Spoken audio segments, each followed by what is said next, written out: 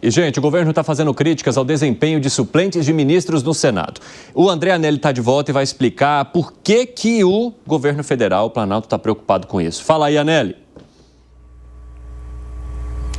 Pois é, Evandro, essa preocupação é por conta de mobilização no Congresso Nacional, especificamente no Senado, para acabar combatendo alguns discursos da oposição. A exemplo de limitar as ações, os poderes dos ministros do Supremo Tribunal Federal, o STF, e também a pautas de ideologia, de cunho ideológico, como, por exemplo, a ideologia de gênero. Então, o governo federal, nessas questões e que necessitam de grande diálogo, acredita que os suplentes daqueles senadores que, na verdade, se tornaram ministros nesse governo Lula não têm conseguido realizar a mobilização necessária para combater os discursos da oposição. A gente relembra que até o momento o governo federal tem na esplanada dos ministérios 4 senadores. São eles: Renan Filho, ministro dos Transportes; Camilo Santana, ministro da Educação; também Wellington Dias, ministro do Desenvolvimento Social, e Carlos Fávaro, ministro da Agricultura. E teria até mesmo um quinto se a gente for considerar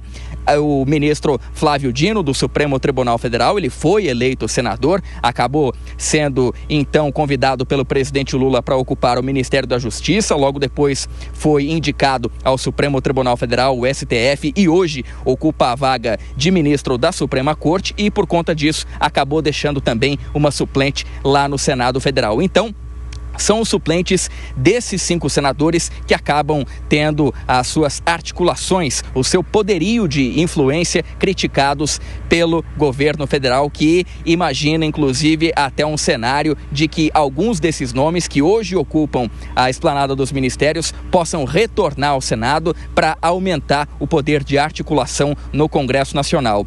Em especial, ministro Carlos Fávaro, da Agricultura, e também o ministro Wellington Dias, do Desenvolvimento Social. Só que, por outro lado, essa questão de reforma ministerial ainda está muito embrionária, uma vez que o governo deve aguardar a eleição na mesa diretora, tanto na Câmara quanto no Senado, para tomar essas decisões. Evandro. Valeu, André Anelli. Um bom trabalho aí para você.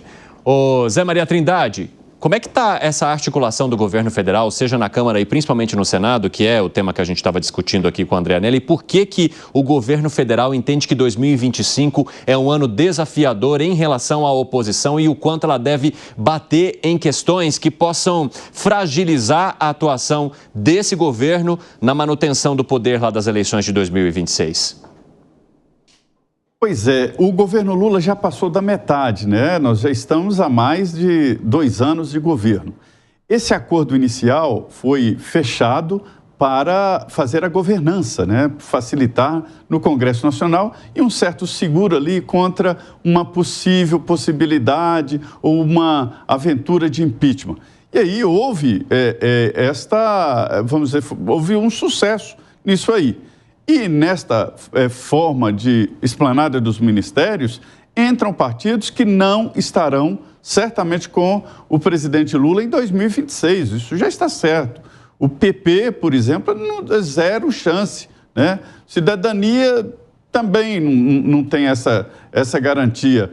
Então, é muito diferente a realidade política do país com esta esplanada dos ministérios.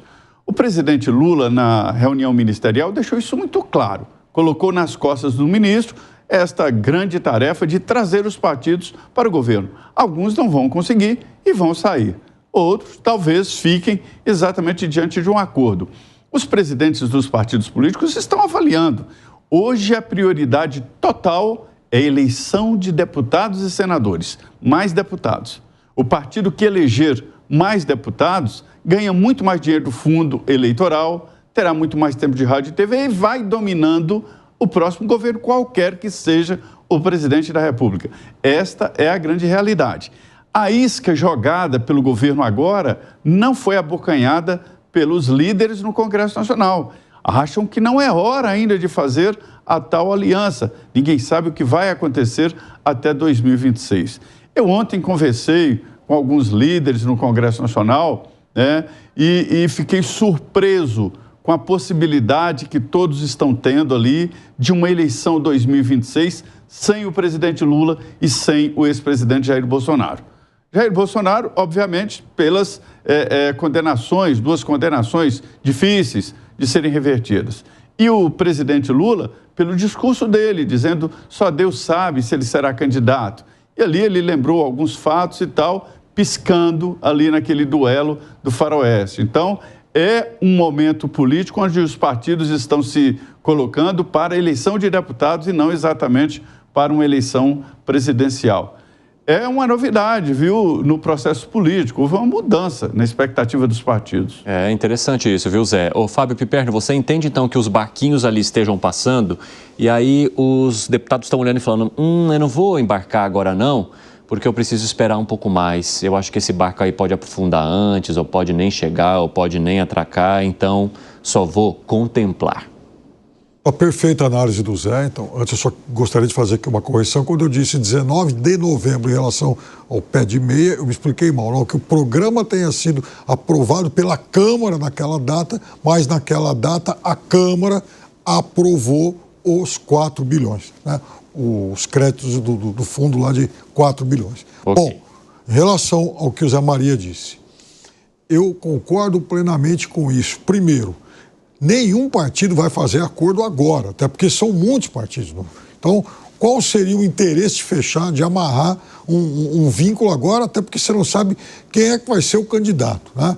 Tá, eu vou fechar com o PT. Tá bom, mas uma coisa é fechar com o PT tendo o Lula, outra coisa é sei lá quem.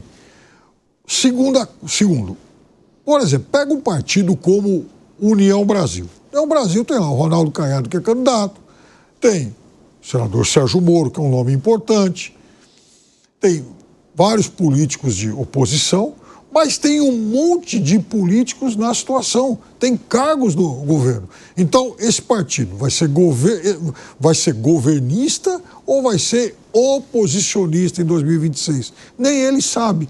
Ora, se ele tem essa evidente divisão interna, como também são os casos de PP, republicanos, PSD, MDB. Se vê o MDB, por exemplo, o prefeito Ricardo Nunes não quer saber de acordo com o PT para 2026.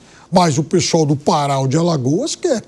Então, como é que alguém vai levar esses partidos de porteira fechada para a oposição ou para o governo? É óbvio que a lógica deles mudou.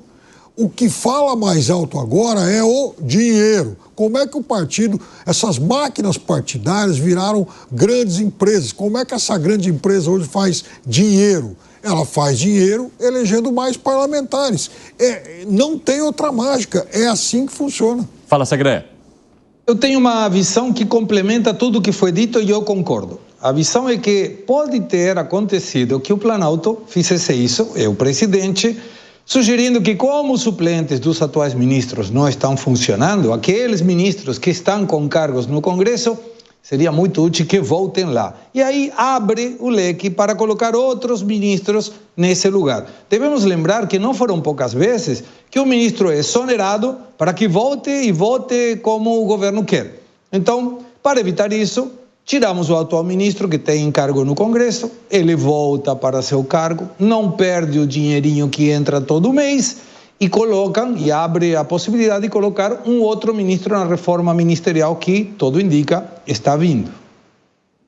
Fala, Gani. Olha, pegando uma carona no que o Segré falou em relação a essa reclamação do desempenho dos suplentes, eu acho que é um bode expiatório, né? Não acho que isso traga grandes prejuízos de governabilidade para o governo. O governo não perdeu nenhuma grande matéria no Senado por conta dos suplentes, é uma questão muito pontual. Na verdade, existe sim um problema que a população está insatisfeita com o governo. E aí o governo tenta, está no papel dele, o presidente está no papel dele, achar os culpados. Então vou mexer nos ministérios, a culpa são dos suplentes lá no Senado Federal, mas o problema é que nas respostas pelas quais a sociedade deseja, o governo tem deixado a desejar.